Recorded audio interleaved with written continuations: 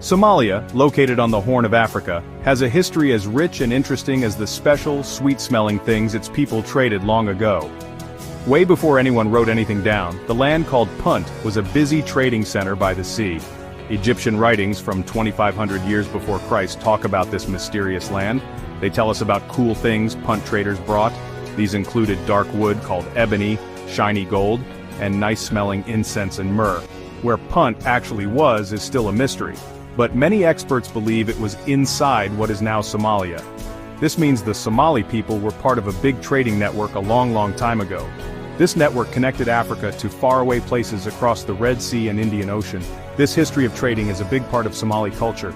It shaped Somalia for thousands of years. These old trade routes weren't just for goods, they also helped spread new ideas and religions. The Somali coast, in a perfect spot for ships to stop, became a place where many different cultures mixed. Sailors and traders from many places came to Somalia.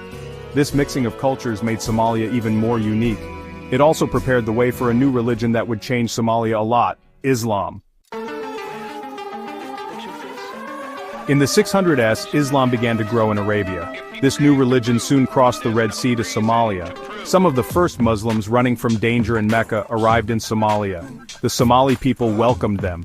This peaceful arrival started the spread of Islam in Somalia.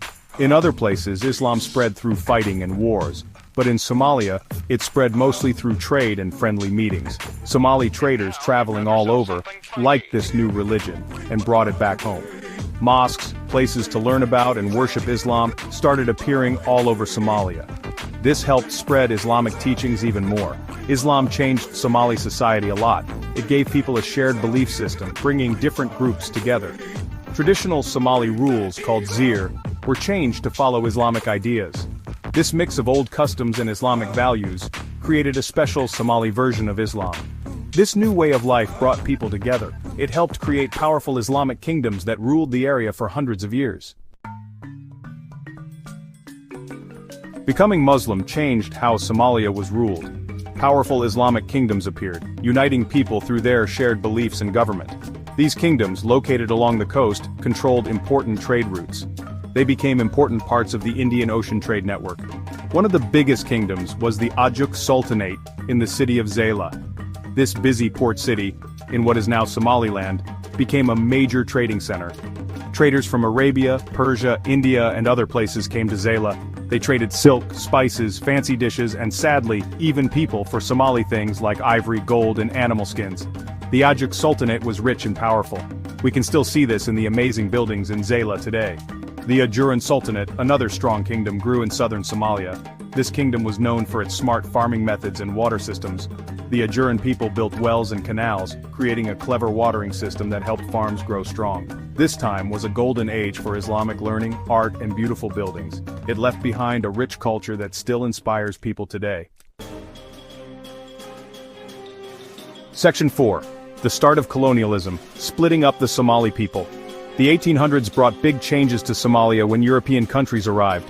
Wanting power and control over important trade routes, European nations started taking over parts of Africa. For Somalia, this meant dividing its people. Britain, France, and Italy each took control of different Somali territories. Britain took over northern Somalia, creating British Somaliland. They wanted the important port of Berbera and to protect their trade routes to India. Italy took control of southern Somalia, creating Italian Somaliland. France took Djibouti, which was in a perfect spot at the entrance to the Red Sea. Splitting up Somalia had lasting effects. It messed up traditional family groups, separated communities, and caused problems that lasted a long time. The random borders made by the Europeans ignored old family lands and trade routes. This created divisions that still exist today. The Somali people, now ruled by foreigners, had a new fight.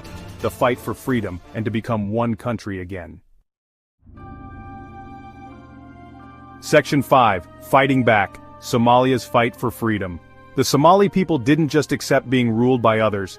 They were very independent and proud of their history, so they fought back against the Europeans. Religious leaders, community elders, and new groups who wanted freedom encouraged people to resist. One of the most famous resistance fighters was Muhammad Abdullah Hassan, called the Mad Mullah by the British. He was a strong religious leader and poet. Hassan fought against the British, Italians, and Ethiopians for 20 years. His group, called the Dervish State, brought Somali families together to fight their common enemy. Hassan's rebellion, even though it didn't make the Europeans leave, was very important in Somali history. It inspired a desire for freedom and a sense of national pride that would continue for generations. The dervish movement showed how strong Somalis could be when they worked together,